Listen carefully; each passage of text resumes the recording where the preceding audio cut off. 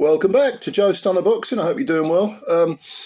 Gary Cully scored a good decision win over Francesco Patera. You may know Patera as someone who came over here and beat Lewis Ritson for the European title. He's a two-time EBU champ.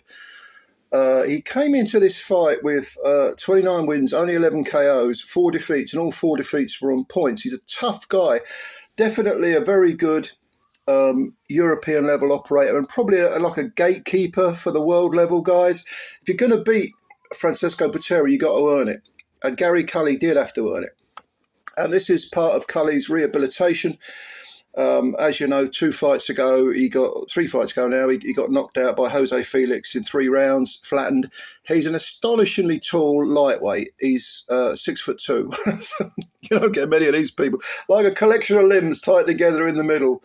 A very heavily tattooed middle, I should add. He's from Ireland. Good fighter. I like watching Gary Cully.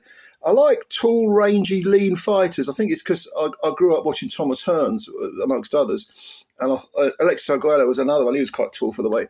And I just like that sort of whiplash power that sometimes they have. Well, I think since being defeated, Cully's gone into this mode of, I need to be a bit more intelligent about how I go about my work. And he's 28 now, so he might be as good as he's going to get, but he is good.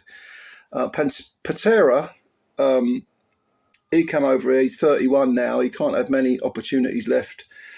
He's actually Italian, based in Belgium, and he is a good fighter. And like I say, he will ask questions of you. And I think Gary Cully answered the questions for the most part. The thing about Cully is, this has been my criticism in the past, and I still see little bits of it when I watch him. He stands square on, and there are some little feints going on, but he's pretty easy to read. You know, his feet are good. You know, I mean, he won this fight using some good footwork, but it wasn't. There's a danger with him because sometimes he fights small, but a lot of the time he'll stand off, and because he's bolt upright and sort of hesitates or waits to look for an opportunity without much movement, without a lot of feinting, he can be a bit vulnerable to the overhands. And Patera actually threw some overhand shots that did land earlier on in the fight. Now, like I say, Cully did move quite well. I mean, I had this fight 97, 93. 2 of the judges had 96, 94. One had it 98, 92. It was one of those fights where there were a few swing rounds. And I don't think Cully did anything wrong, really. Patera, dwarfed by Cully, as everyone would be. He was trying to land those overhand punches. He was feinting a bit more. He actually made himself at times smaller, even smaller, to make Cully think. A bit of body work would have been good, I suppose, from either man, really. I mean, especially Patera, you would think if you've got a 6'2" lightweight in front of you, you're going to be banging the body. But it's easier said than done. Patera inevitably had to get in close, had to sort of feint his way and jab with the jabber. A lot of it's timing. Especially if you're up against a taller, rangier guy, a guy with much longer dimensions. And with Cully, I get the feeling he can be timed because he has these periods where he'll feint a little bit and then he'll stop and wait for the door to open. You know what I mean?